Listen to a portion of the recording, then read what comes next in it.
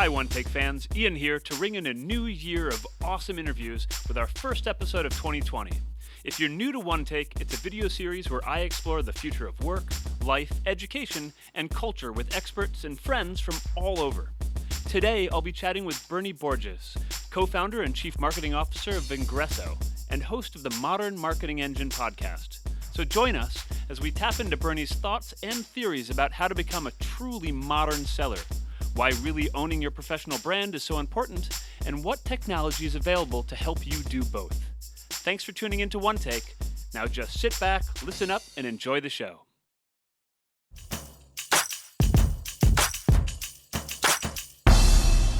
Hello, everybody. Welcome to another episode of OneTAKE. Today, I'm thrilled to have a guest who has a unique point of view, an incredible set of experiences, and so we'll get right to it. Bernie Borges, thank you so much for joining me.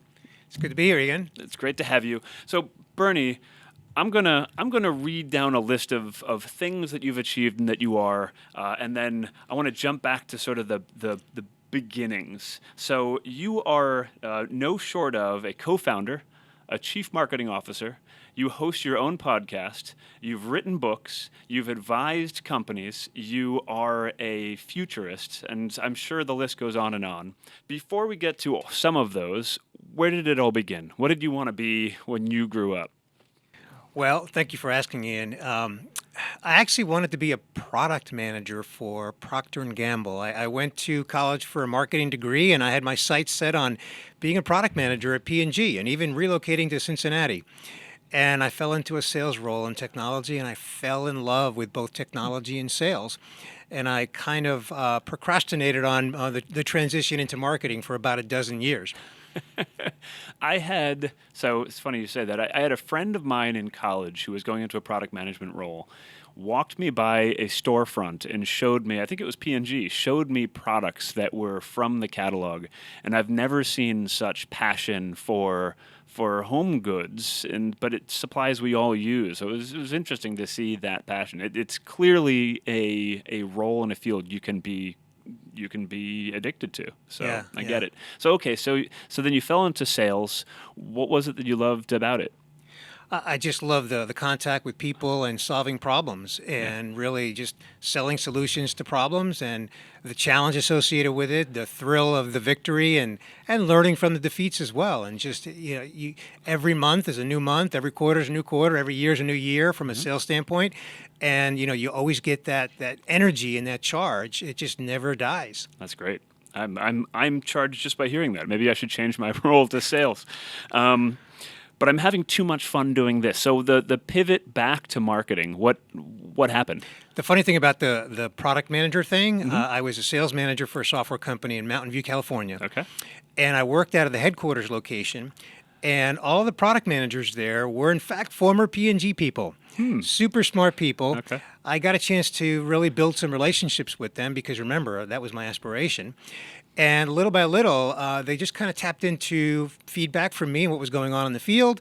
And we had some meetings. I gave some suggestions. They liked my suggestions. So they said, hey, Bernie, why don't you come inside and join us? And to make a long story short, I did. It was totally unplanned, but I did. I was excited about the opportunity. They created a position for me. And that was really my transition into marketing. That's tremendous. You followed your nose and good timing, good luck. So what you do now is, and this is why I'm so fascinated and love that we're having this discussion, is you use the fullest sort of social capabilities to your fullest extent. So was that the way when you moved back into marketing? Tell us about how you got sort of comfortable with things like podcasting, things like social media as a powerful channel. So about 11 or so years ago, I was speaking at a local CEO group here in Tampa, and I was speaking, it wasn't 11 years ago, it was more like maybe 9 years ago, and I was speaking on social media when social media was still very young. And at the end of the presentation, a number of people came up to me, asked me questions, and they all said to a person, you should write a book, your book is in those slides. And I was foolish enough to believe that. And so I committed to writing the book. Okay. And if you ever want to write a book, tell the world you're going to write a book because now you're committed. Now you have That's what I did. Right. So I did. I wrote the book on social media marketing. And So that was really, I just embraced all things digital, Ian. I just really recognized, having come from the analog world, just from a chronology standpoint, Right. and I just saw this explosion happening before my eyes. And I sort of, you made reference to the futurist aspect, which is kind of interesting. That was a small stint that I did with IBM. But I had that futurist lens where I really thought, like, this thing is big. Right. And it was early days, so I just embraced it all in. So there is a resistance to change or a discomfort in some cases in adopting some of these. I imagine you may have felt some of that yourself. So as you were becoming more, I guess, digital in your techniques and the tools you used, what were the resistances that you had to address internally? Honestly, Ian, I didn't have any resistances. I didn't have any shortcomings. I was not shy about it. I didn't have any skepticism. A lot of people around me did, though. Okay. That's the second question. So tell me about that. Yeah, and all the people around me that had the skepticism were people that were of the same generation as me. Okay. Because, again, I grew up in the analog world where my sales experience was mostly phone calls and then eventually email and then, of course, face-to-face. But now we live in an omni-channel world. So a lot of people that I've encountered, and even to this day, are still resisting this thing called the internet, the digital channels. We actually call it the omni-channel because it is multiple digital channels that all of us as professionals can use to engage and communicate with the people that we need to engage with. Perfect. Okay, so we get to current day. So you've co-founded a company called Vengreso. So what was the inspiration there? And then I do want to explore Omni. How many channels are there? What are the ones that you think are the ones that I should really consider most often? So Sure. The founding story. Yeah. So I was running my own content marketing agency Okay. and producing a lot of content along the way and started my podcast. And I was contacted by our CEO, Mario Martinez Jr., and he was launching a company around digital selling. And he recognized that one important aspect of digital selling, to train salespeople how to be digital, is to equip them with content because the buyer is consuming content. So I came together along with my three co-founders, and what I brought to the table, so to speak, was my content marketing experience and expertise. And so as a company, we went to market as a service provider, and today we enjoy a pretty strong reputation of being the leading provider of digital sales training. So we help sales organizations really transform into the modern seller that the modern buyer needs by engaging with them the way the modern buyer wants to engage, making sure that the seller has the profile that is professional. It speaks through the lens of the customer. They have the content that they need. They have the confidence. They have the behavior. They have the cadence. And they're able to find, engage, and connect with the prospects. And then convert those connections into conversations because ultimately it's about conversations.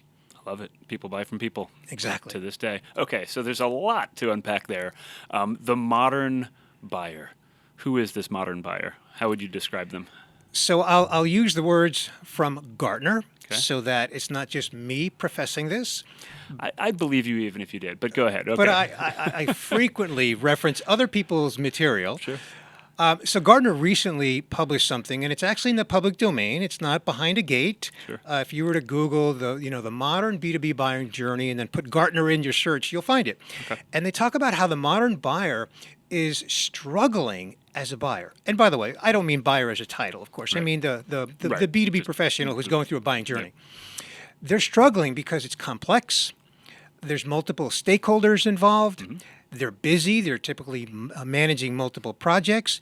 And in the end, the modern buyer is consuming a lot of information on their journey.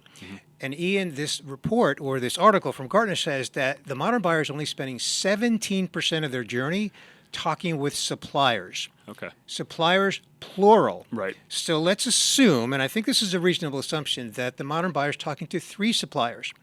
Do the math. Now we're talking maybe 6% Right. of a buyer's time is spent with one supplier, Okay.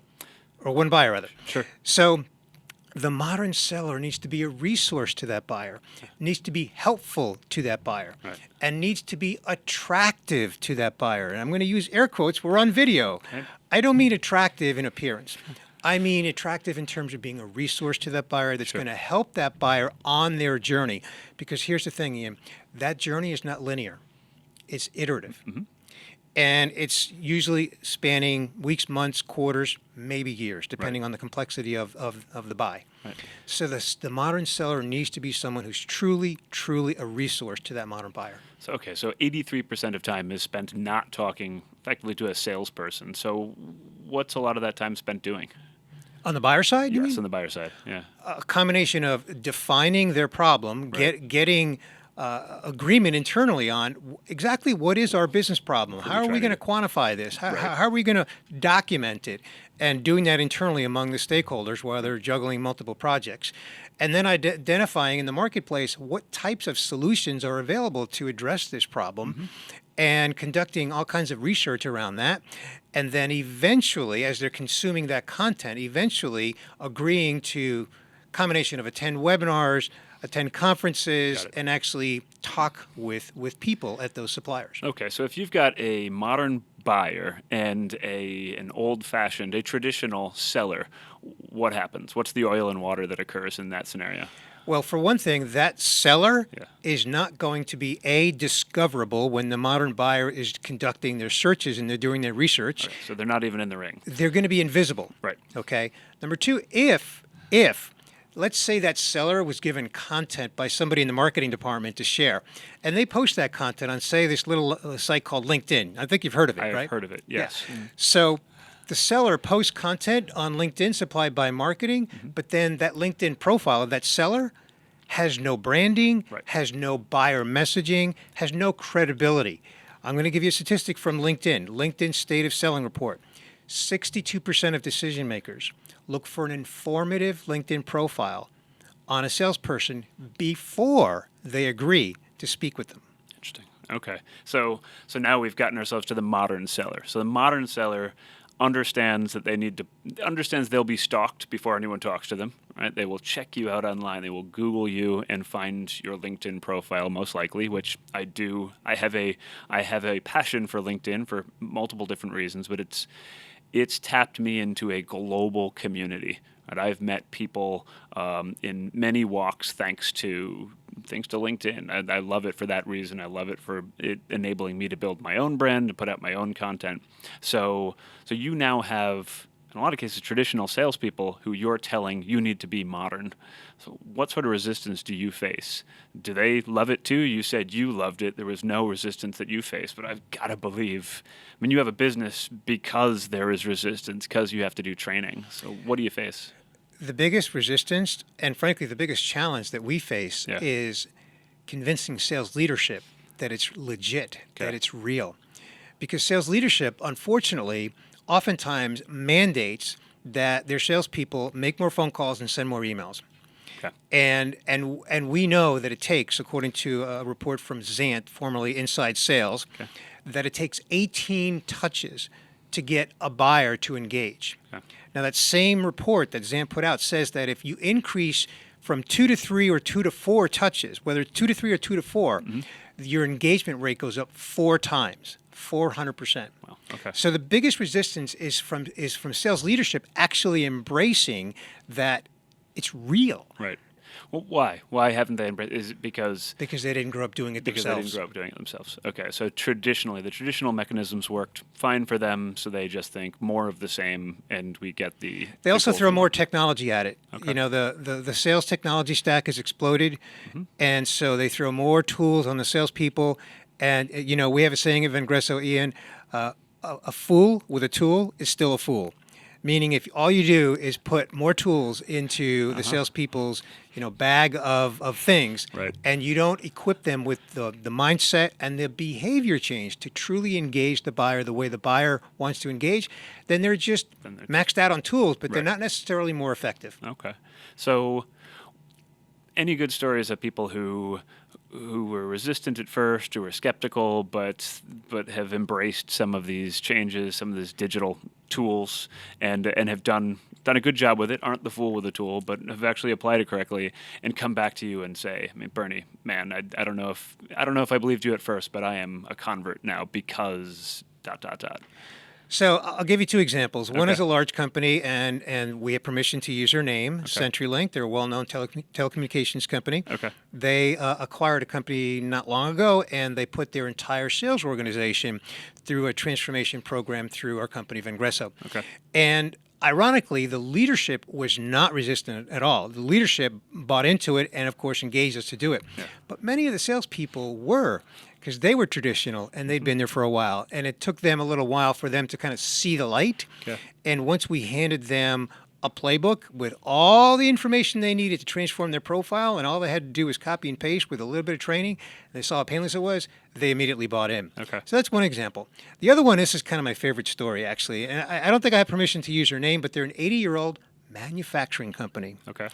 And they have, for decades, sold to the same people year in and year out. Well, guess, Ian, some of those people were retiring. What? And the people who were coming in to replace those that had been there for decades, Younger.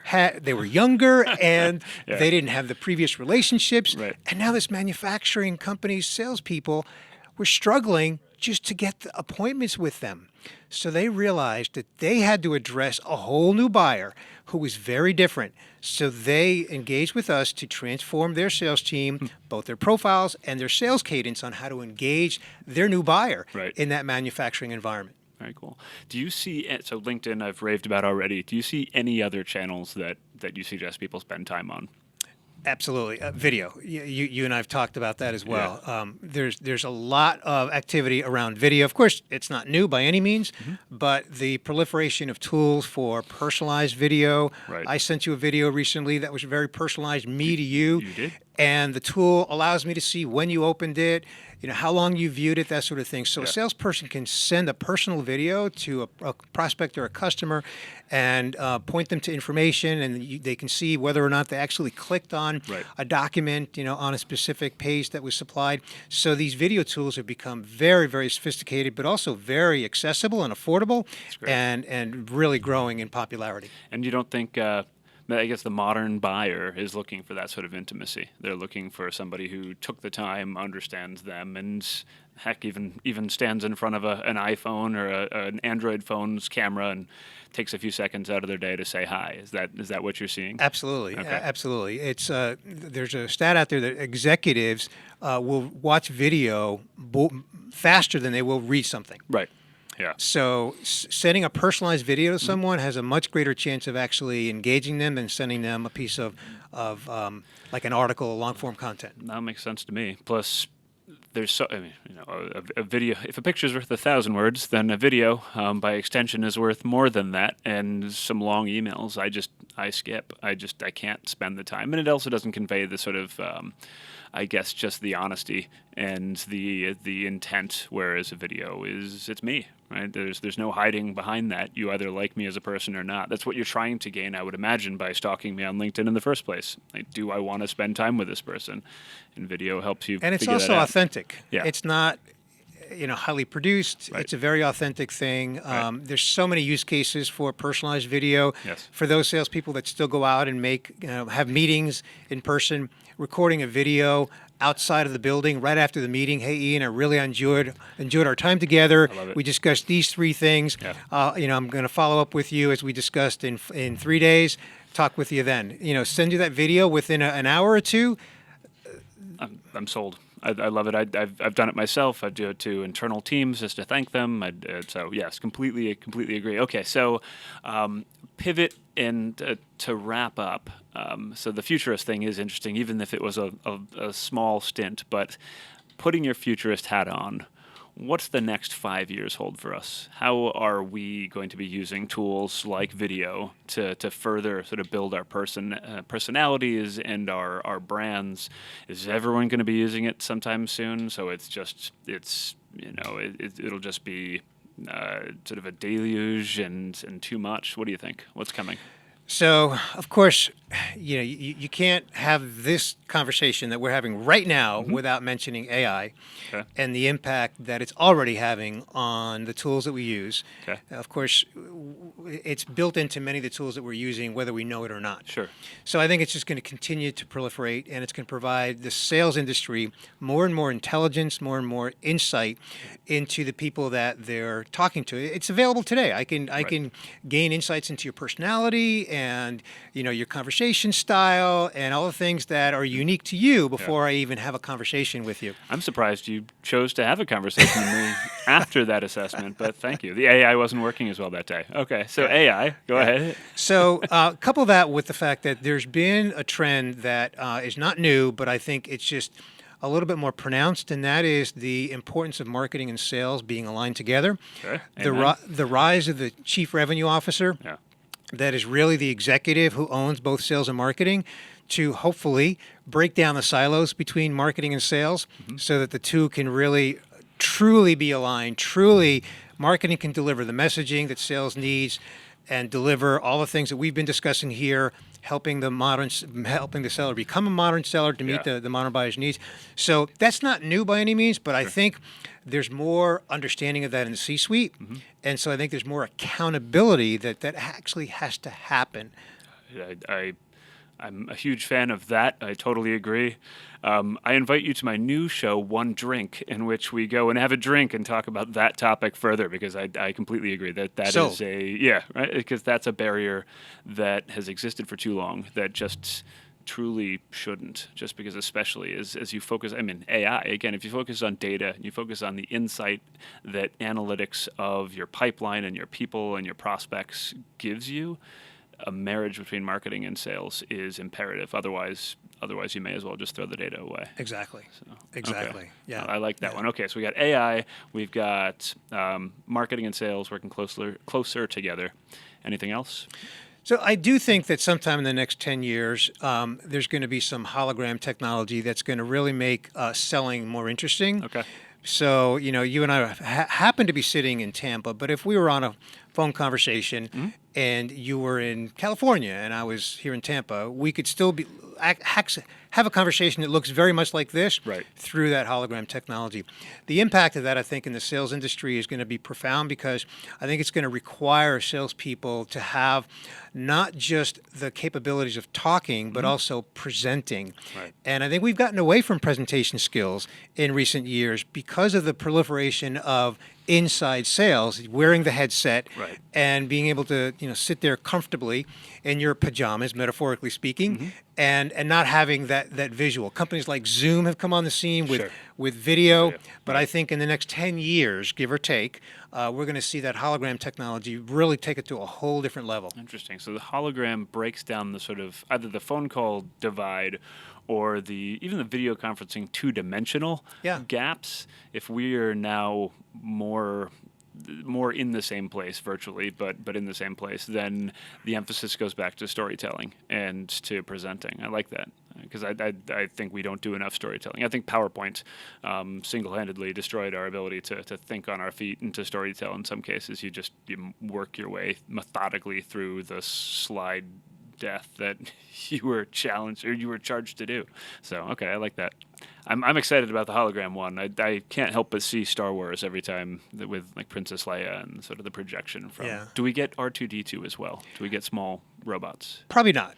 Probably not. Maybe cobots. Okay. Well, based on your experience and what you've achieved, I will have to accept that I will not have an R2-D2 in my near future, which is sad. But anyway, so thank you, Bernie, so much. I really appreciate you being on. Any last thoughts for listeners of OneTAKE on what it is that we should personally do around building our own personal brands, being comfortable with the technologies available to us today? So in 1997, Jeffrey Moore wrote an article that was published in Fast Company magazine, the brand called Me, and it was all about personal branding. Think about it, Ian. He wrote that in 1997, and here we are in 2020.